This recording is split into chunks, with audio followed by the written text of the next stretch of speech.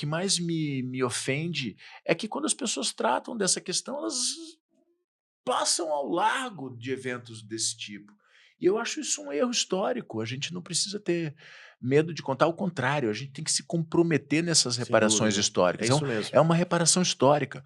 O Massacre de Porongos, assim como o Malês, o filme do Antônio Pitanga, que está Sim. agora sendo lançado, é um dos principais acontecimentos cinematográficos do momento aqui no Brasil.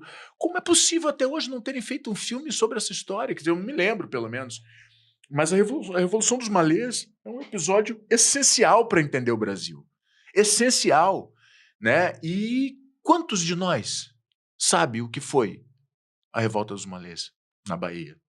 Então, a importância do cinema, a importância do audiovisual, a importância da cultura, trazer essas questões que não nos contam. Não nos contam. Se a gente não for atrás dos livros, a gente fica achando que a história é a fabulação que nos inventam desde sempre. Então, é uma reparação necessária contar essa história. É preciso contar essa história. E essa necessidade deve ser uma consciência coletiva, né? A gente precisar passar o chapéu para dizer para as pessoas, galera, olha só, é importante, vamos se juntar para que isso aconteça. Diz muito sobre nós todos a dificuldade que é, né, a educação no Brasil, né? Porque no final das contas é sobre educação, né? Sem É sobre dúvida. um processo de Com educação certeza, que com há certeza. 500 anos nos é negligenciado, né? Não, e outra, a gente estava conversando ali fora, como que nós passamos 4 anos sem investimento na cultura e com pessoas ousando Como nós dizer passamos, que a cultura não é necessária. como nós passamos 4 anos na companhia daquela gente horrorosa que ainda está aí. Ainda tá aí. Não acabou. Não, não Essa acabou. gente ainda está aí. Tem gente que está solta. Mas a verdade é que foram 4 anos horrorosos. Como foi possível que a gente tenha permitido chegar àquilo, sabe? Porque, sob qualquer argumento, ele nunca, ele jamais. Eu sou carioca, eu sei de onde aquela gente vem. É.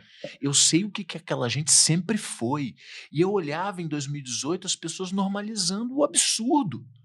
E aí por isso eu voltei ao Camille, né? Porque no Brasil, durante a pandemia, já tinha acontecido a eleição dele em 18 e aquilo para mim era uma loucura, um absurdo. E durante a pandemia, com aquele processo todo, nós vivemos a praga, e aí falando da obra do Camille, né, da peste, Uhum. a obra é uma obra que conta a evolução de uma praga, mas ela é também uma metáfora sobre a ascensão autoritária da Europa nos anos 30. O Camus escreve o texto, escreve o romance, o livro em 47, em 42, de 42 a 45, talvez, publica em 47, acho que mais ou menos isso.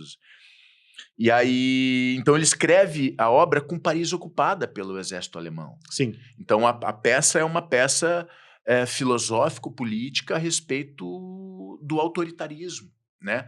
E o paralelo com a praga. E no Brasil, durante a pandemia, nós vivemos a praga e, ao mesmo tempo, a metáfora da praga, que era aquela gente desprezível, que cometeu uma sucessão de crimes inomináveis. E E tratando o que o genocídio com processo, normalidade. e que o processo que condenou esses golpistas é só uma parte dos crimes que eles cometeram, porque eu não esqueço dos crimes da pandemia.